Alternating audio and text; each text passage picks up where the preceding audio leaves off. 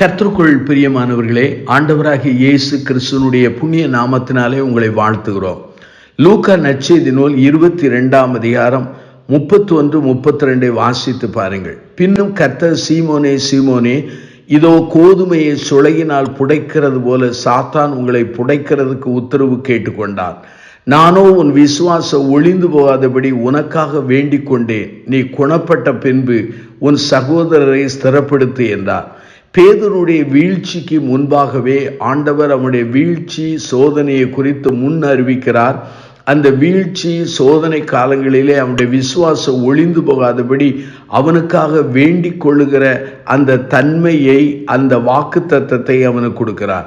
பிரியமானவரே, நம்முடைய வீழ்ச்சிகள் சோதனை காலங்களை ஆண்டவர் அறிந்திருக்கிற ஆண்டவர்.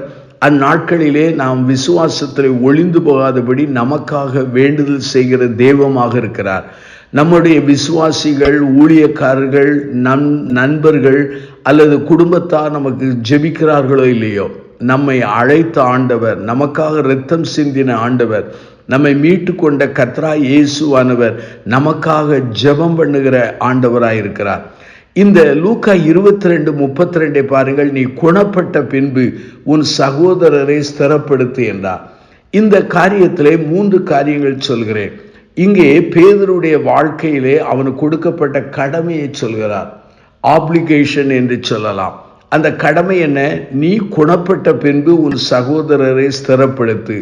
ஆகவே பேதுருடைய வாழ்க்கையிலே இந்த வீழ்ச்சிக்கு பிற்பாடு அவன் சகோதரர்களை ஸ்திரப்படுத்த வேண்டும், ஸ்ட்ரென்தன் பண்ண வேண்டும் என்று சொல்கிறார். பேதுருடைய வீழ்ச்சி, பேதுருடைய தடுமாற்றங்கள், பேதுருடைய மறுதலிப்பு அநேக விசுவாசிகளை, அநேக சகோதரர்களை எடற பண்ணியது, ஸ்திரமற்ற தன்மைக்கு நேராக கொண்டு போயிருக்கலாம். ஆகவே தான் ஆண்டவர் சொல்கிறார், நீ குணப்பட்ட பின்பு உன் சகோதரரை ஸ்திரப்படுத்து என்று சொல்கிறார்.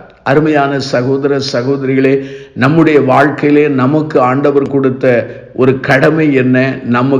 நம்மோடு இருக்கிற சகோதரர்கள், பலவீனமான சகோதரர்கள், எடறி போன சகோதரர்கள், நம்முடைய வாழ்க்கையினுடைய தவறான மாதிரிகளினாலே கரைபட்ட அல்லது விசுவாசத்திலே பலவீனமானவர்களை ஸ்திரப்படுத்தக்கூடிய பொறுப்பு நம்முடைய வாழ்க்கையில் இருக்கிறது. 2வதாக, இந்த அருமையான கடமையை செய்வதற்கு அவனுக்கு ஒரு குவாலிஃபிகேஷன், அதாவது ஒரு தகுதியை அவர் சொல்கிறார். அந்த தகுதி என்ன? நீ குணப்பட்ட பின்பு.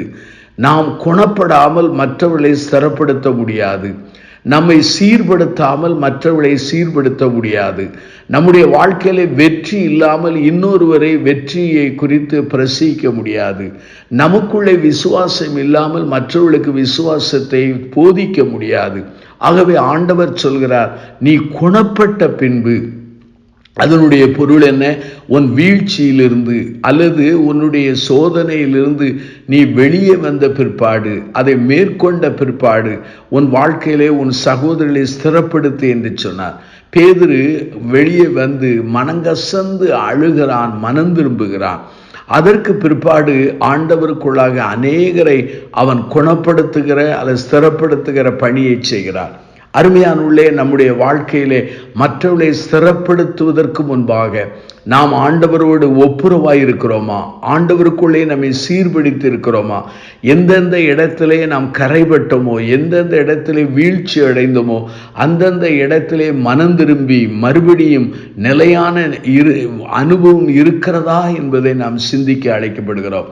3வதாக, இந்த குணப்பட்ட பின்பு சகோதரரை ஸ்திரப்படுத்தினால் என்ன நடைபெறும்? அதிலே ஒரு ஆசீர்வாதம் இருக்கிறது. ஒவ்வொரு சபையின் ஆராதனை முடியும் போது போதகர் ஆசீர்வாதம் சொல்லி அனுப்புவார். ஆகவே இந்த இடத்திலே குணப்பட்ட பின்பு சகோதரரை ஸ்திரப்படுத்துவதனால் என்ன ஆசீர்வாதம்? அநேகர் ஆண்டவருக்குள்ளே முதிர்ச்சிக்குள் வருவார்கள், பலப்படுவார்கள்.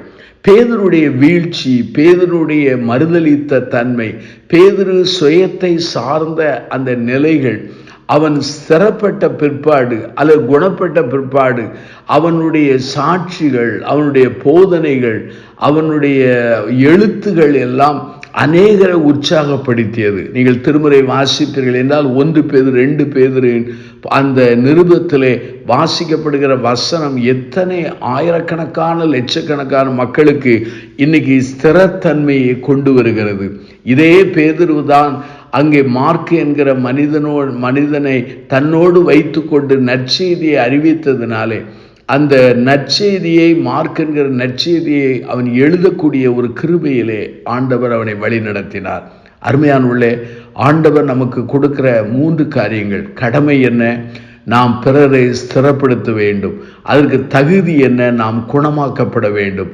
அதனுடைய ஆசீர்வாதம் என்ன? அநேகர் நல்ல முதிர்ச்சியான தலைவர்களாக மாறக்கூடிய கிருபையை ஆண்டவர் தருவார்.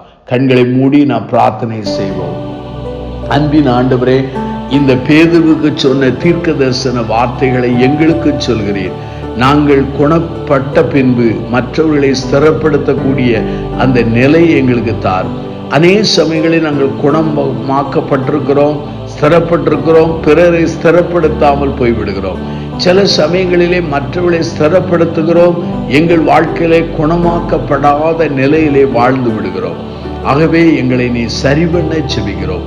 பேதுருடைய அந்த நல்ல வாழ்வை எங்களுக்கு தாரும். இந்த தீர்மானம் பண்ணின மக்களை ஆசீர்வதியும்.